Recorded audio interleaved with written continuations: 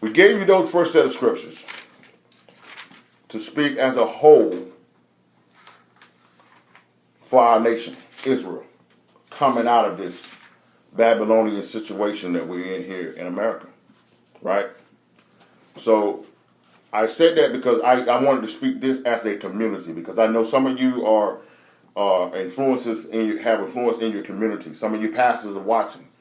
I get conversations and comments from pastors all the time. I know some of you can't speak publicly right now, and we're not even going to hold you accountable there because we understand. But I made this. I'm doing this by the Holy Spirit because I want to break down the different levels of what is necessary of how we have to get this thing done. Right? So right now, those first set of scriptures was as a nation, as a community, as a church as a whole. Because some of you are going to some of you are going to have to go through some severe persecution because of the changes that you're going to make. And you're going to see all kind of problems going on all around you. You're going to see kind of issues going on all around you. Some of your pastors, friends that you had, some of your peers, they're not going to want to rock with you anymore. You may get removed as a pastor from churches. And it may seem as if there is nothing good coming out of standing up for who you know you are and what the Bible says you are.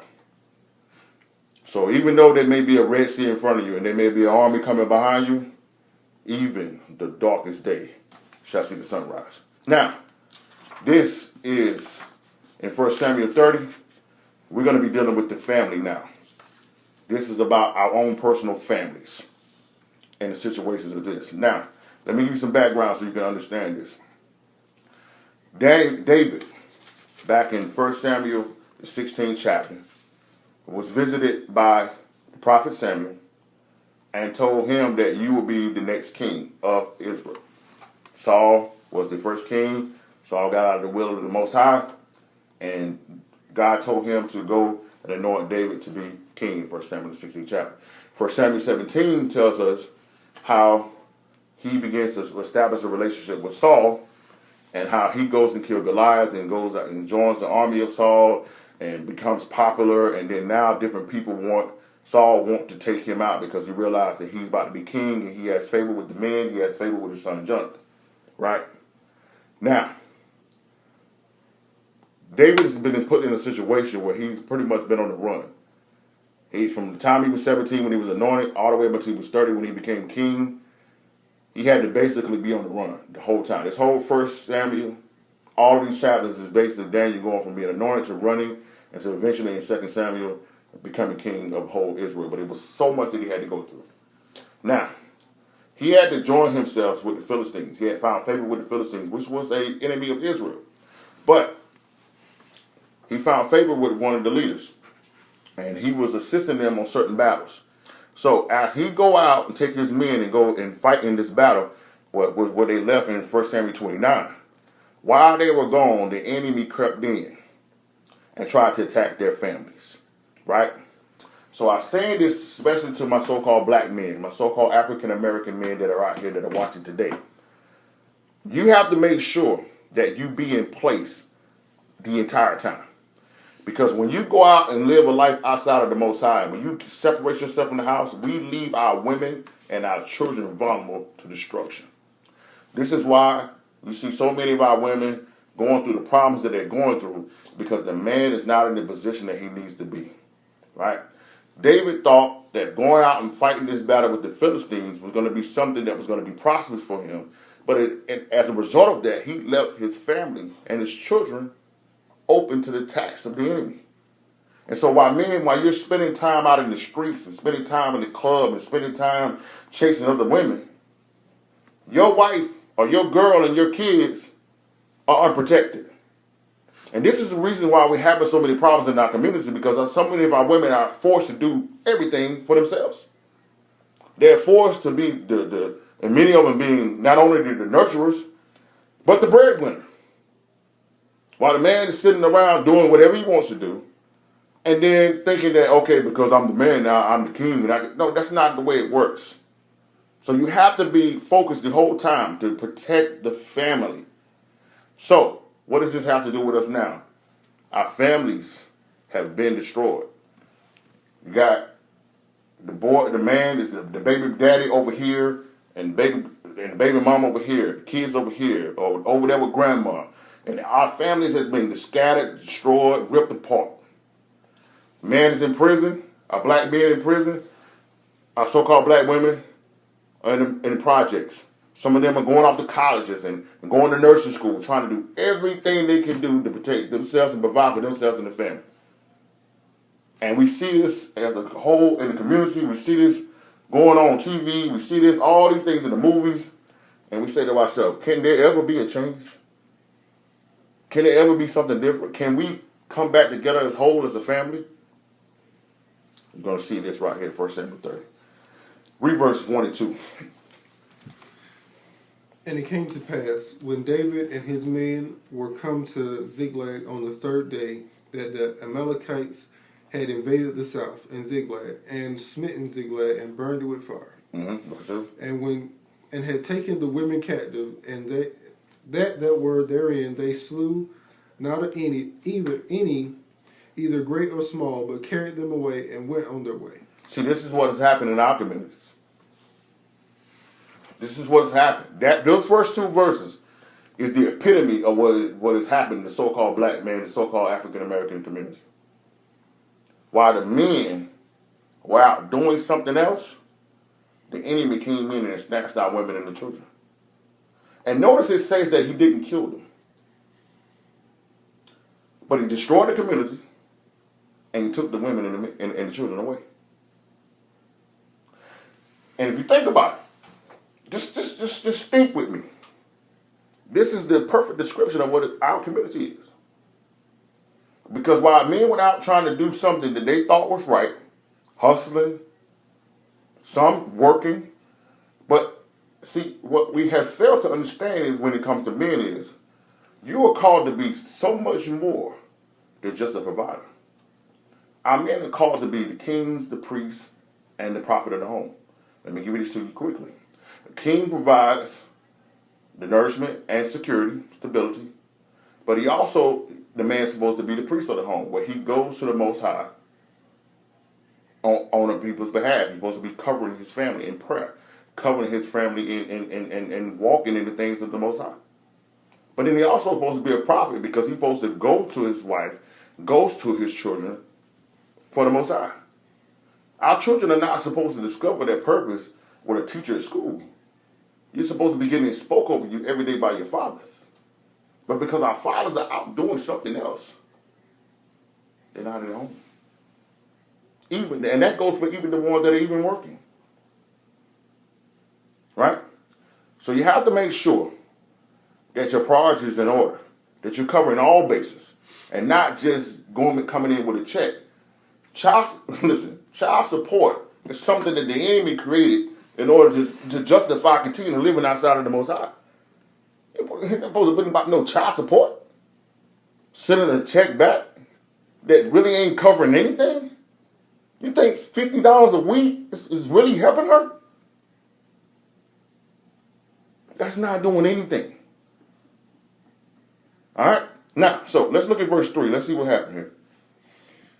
So David and his men came to the city, and behold, it was burned with fire, and their wives and their sons and their daughters were taken captive. Now, this right here is once again, is a description of now how our men are being wicked. How our men are opening their eyes to who they are. And some of you right now, you got a long list of felonies and a long list of charges, and some of you may even be in prison or just got out of prison. Some of you, because of the life that you lived the whole time, have a very weak work history, and you feel as if, man, like, what am I going to do? You dropped out of college, and you never really took the time to really get a true education to put yourself in a position to get any further, to get a better career. And so you're coming back and you're finding out, you're waking up and you're saying, man, my family is gone, my community is gone. My kids don't want to have nothing to do with me. My woman don't want to have nothing to do with me. You're coming back and you seeing your community burnt to the ground. You're just like, what am I going to do? How am I going to get out of this situation?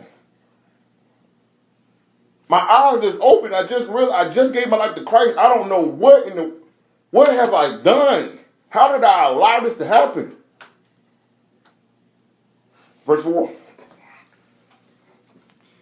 Then David and the people that were with him lifted up their voice and wept until they had no more power to weep. Yeah, sometimes that's what it's going to boil down to. The truth is going to come to you. It's going to hit you like a ton of bricks. And you're going to realize, like, man, I have failed my family. I have failed my girl. I have failed my children. I have failed my parents. I have failed. What am I going to do? And you just cry. And some of you are crying with a bottle in your hand.